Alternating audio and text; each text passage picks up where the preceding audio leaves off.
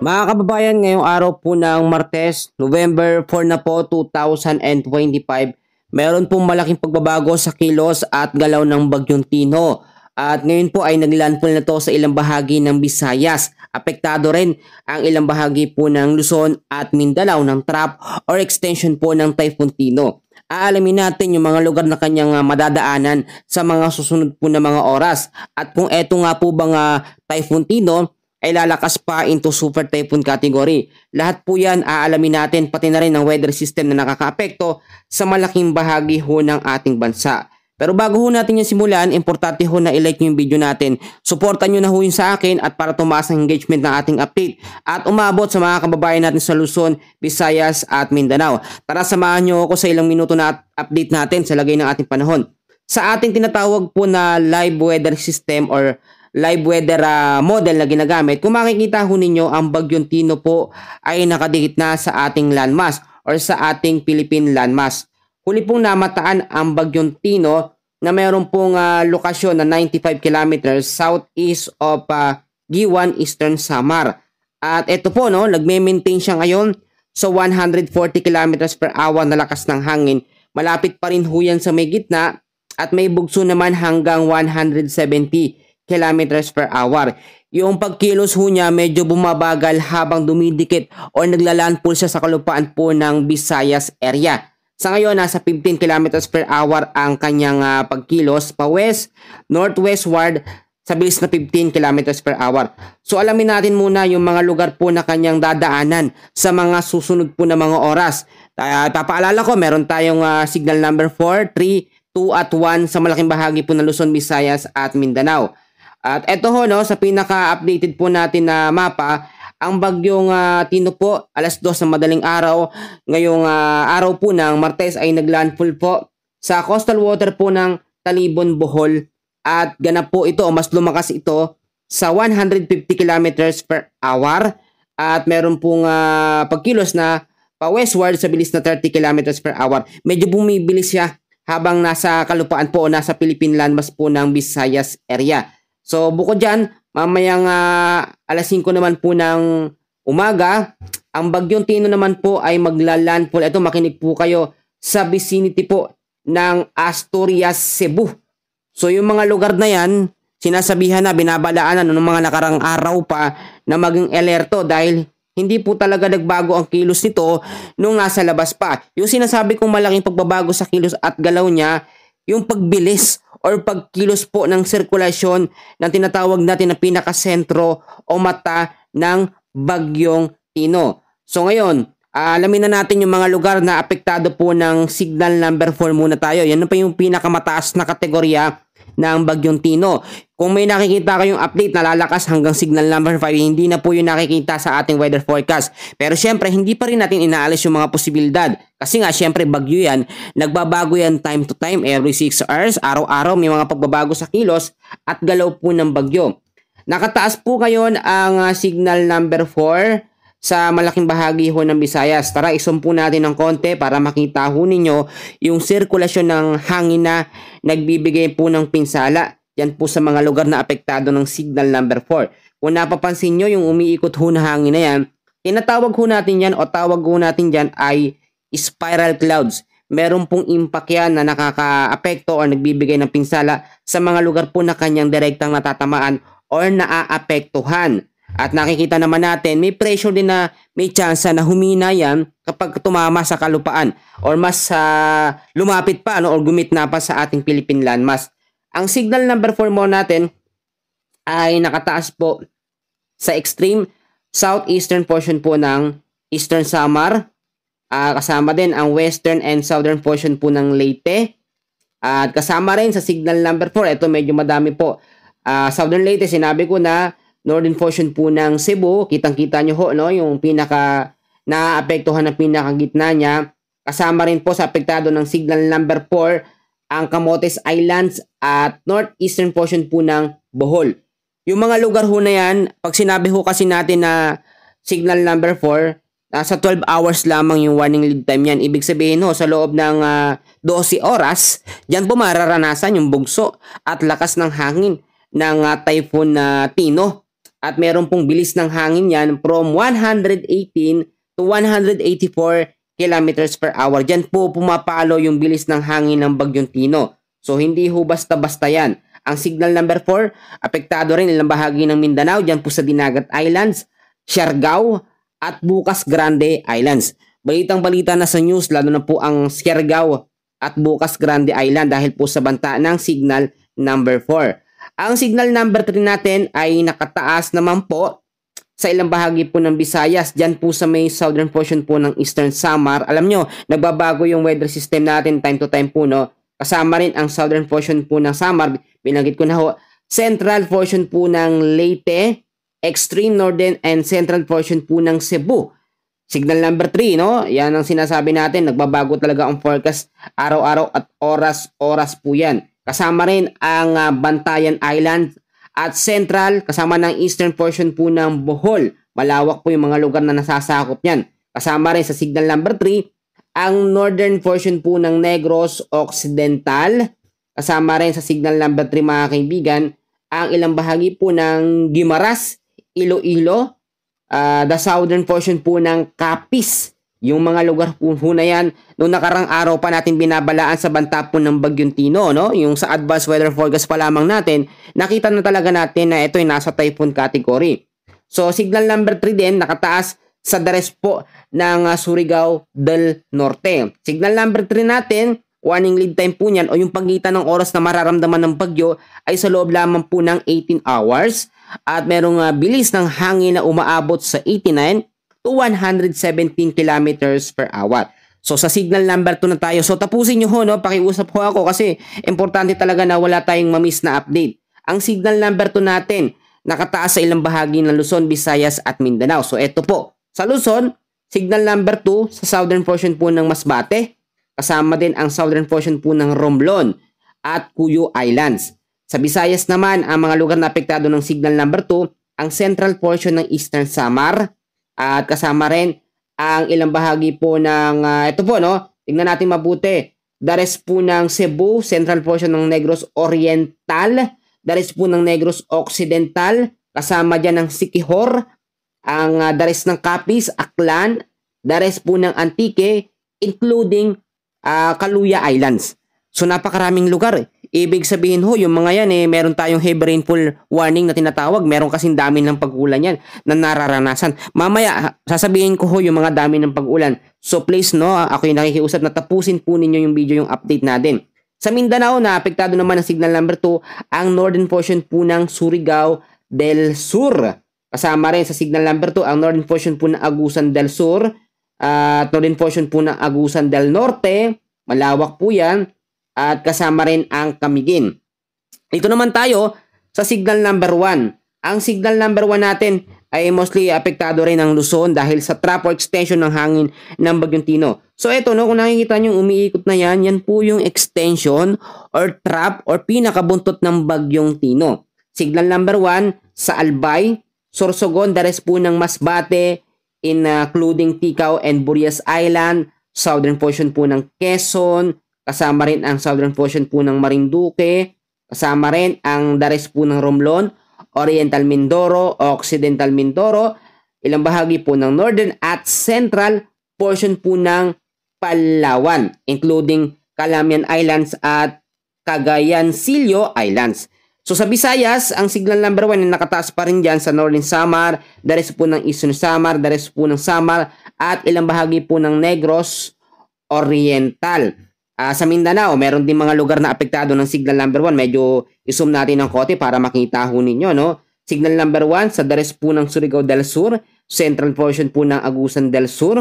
Malalawak at maraming mga lugar po yan. Kasama din ang northern portion po ng Misamis Occidental, northern portion po ng Zamboanga del Norte. At yung mga lugar ho na yan, laging kong sinasabi, mag-ingat at dapat yung mga bahay natin naka-ready na sa banta po ng typhoon category na Bagyong Tino. So ngayon ho, ang nakikita natin dito, ang Bagyong Tino ay hindi na po lalakas into super typhoon category. Base na rin po yan sa kanyang pinapakita dito sa kanyang tinatawag natin na area of probability. Pero tulad na aking sinabi, aalamin natin yung mga lugar na kanyang susunod po na mga dadaanan. Sinabi ko na kanina, alas 5 ng umaga ay dadaan po siya sa vicinity po ng Asturias, Cebu. At pagdating naman po ng alas 5 ng hapon ngayong araw din po, nasa ano naman po siya, coastal water po ng Cuyo Islands. Yun yung mga lugar na kung saan magla-landfall ng direkta o dadaan po ang bagyong Tino. So dapat po maging alerto tayo. Pagdating naman po ng Miyerkules ng alas 5 ng umaga, 185 kilometers west of southwest of Coron, Palawan naman ang magiging lokasyon po ng bagyong Tino. So ito unti-unti nang lumalabas ng ating Philippine Area of Responsibility. Pero wag muna tayong magsaya dahil hanggat nakikita pa rin siya sa ating live weather forecast o sa ating live weather system, hindi pa tayo dapat maging kampante. Mamaya, may titignan tayo sa may bandang silangan, may nakasunod na naman na panibagong low pressure area. Naku po, eto na naman tayo sa sunod-sunod na bagyo, no? Ayaw naman natin mangyari yan. So pagdating po ng Huwebes ng alas 5 ng umaga, 765 kilometers west of Coron, Palawan po siya. At ito ay nasa labas na ng ating Philippine Area of Responsibility. Pag sinabi natin nasa labas na ng Area of Responsibility ang bagyong Tino, yung pinakasentro, ito po yung pinakasentro, yung pinakamata niya, hindi na direktang makakaapekto. Bagkos, yung trap or extension ng hangin or yung spiral clouds na umiikot sa kanya, ang makakaapekto na lamang. So safe na ba ang Visayas, Luzon at Mindanao kapag nakalabas na ng par ang bagyong Tino? Well, hindi pa po ligtas, no? Pero lagi kong sinasabi na dapat po ay maging alerto tayo sa mga posibilidad po na pwedeng mangyari. So ngayon, alamin muna natin yung dami ng mga pag-uulan na mararanasan dahil siyempre dapat wala tayong mamiss na update dito. Lalo na po, no? Yung mga nakikinig po sa akin, ng mga senior, mga nanay, tatay po natin dyan, yung nagko-comment po na paminsan-minsan lang, yung mga silent listener, kamusta ho kayo dyan, ay pray na okay po kayo dyan sa inyong mga tahanan, sa inyong mga lugar. So meron po tayong heavy rainfall warning dahil po sa banta ng Typhoon Tino. Ngayong hapon din po ay meron tayong ine-expect na 200 mm sa dami ng pag-uulan sa may Eastern Samar, Southern Leyte, Dinagat Island, Cebu, Negros Occidental, sa may Aklan, Iloilo, Guimaras at sa may Capiz. 100 to 200 mm sa dami ng pag-uulan naman ang aasahan natin dyan sa may Surigao del Norte, Northern Samar, Oriental Mindoro, Sorsogon, Biliran, Samar, Bohol, Camiguin, Antique, Siquijor, kasama rin ang Negros Oriental, Romblon, Masbate, Misamis Oriental at Agusan del Norte. Meron din 50 to 100 mm sa dami ng pag-ulan ngayong hapon hanggang bukas po ng hapon dyan po sa Surigao del Sur, sa may Batangas, Catanduanes, Albay, Palawan, Marinduque, Occidental Mindoro, Maguindanao del Norte, Maguindanao del Sur, Sultan Kudarat, Misamis Occidental, Zamboanga del Norte, Lanao del Norte, Agusan del Sur, Bukidnon, Sarangani at Lanao del Sur. So bukas din ng hapon hanggang sa Wednesday ng hapon, meron tayong inaasahan na medyo madaming ulan nito. 200 mm sa dami ng pag-ulan dyan po sa may Palawan, Aklan at sa may Antique. Dahil po yan sa Typhoon Tino na mas lumalakas pa. Meron naman din tayong ine-expect na 100 to 200 mm sa dami ng pag-uulan. Diyan pa rin ho sa may Romblon, Oriental Mindoro, Cebu, Negros Occidental, Guimaras, Iloilo at Capiz.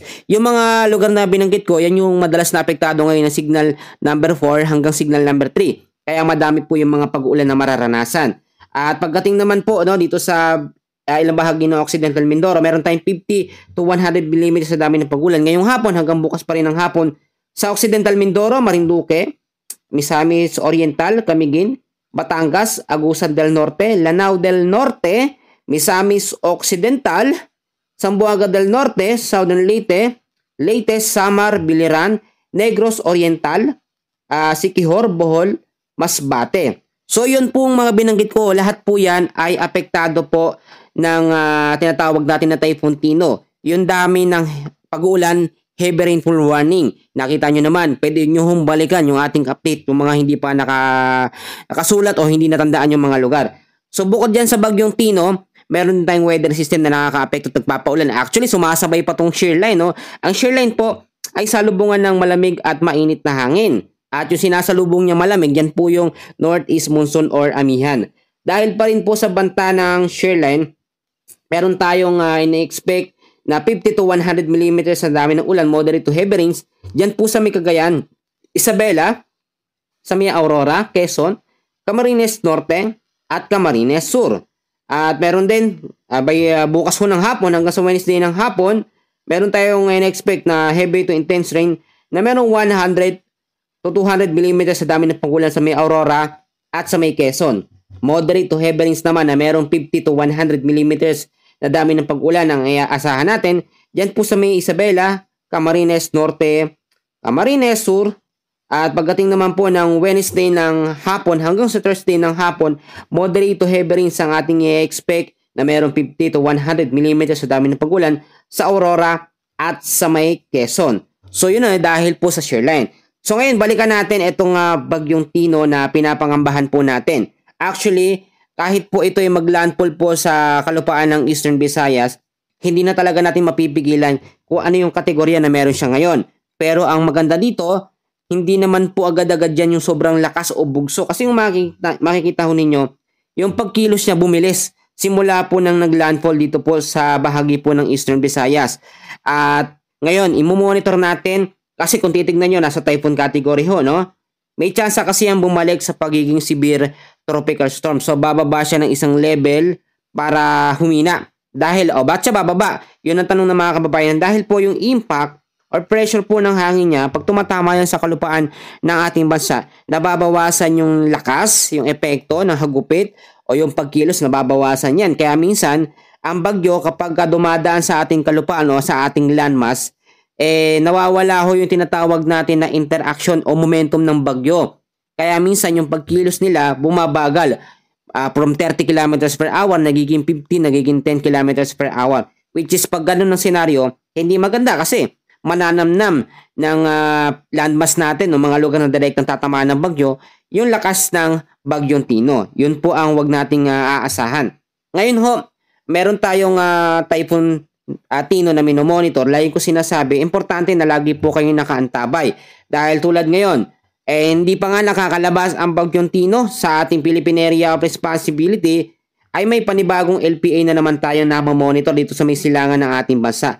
Actually, etong LPA na ito o low pressure area ay nasa sinasabi natin na low to medium chance na maging isang ganap na tropical depression sa mga susunod na mga araw.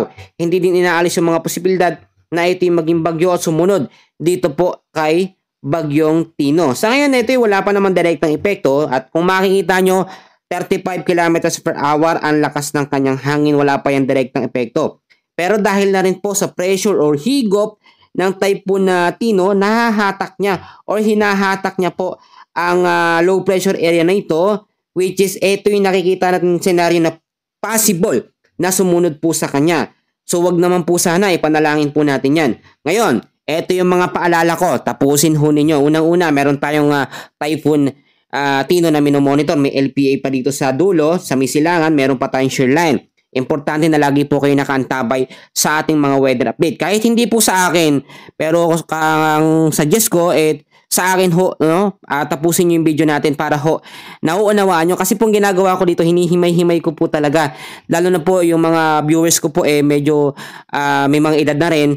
Dapat po slowly, no? Mas nauunawaan nila. At hindi po yung way na may pananakot, no?